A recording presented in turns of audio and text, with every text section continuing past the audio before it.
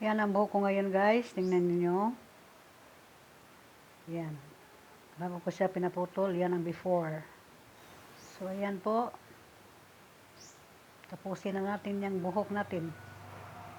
So, ngayon, nilagyan na yan ng hot oil at saka kunting hair dye na rin.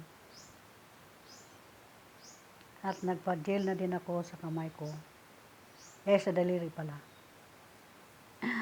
Hindi ako lagi nagpa-gel guys. Ngayon lang muna. Every 3 months ako nagpapa-gel eh. Ayan po.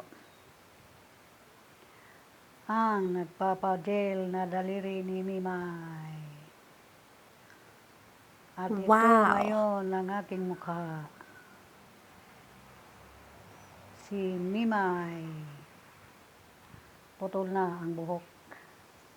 Pero hahaba din ito guys after 4 months. Ayan, mabilis itong hahaba. 4 to 5 months, wala, hahaba na din ito. New look lang. Ayan po. So, thank you for watching.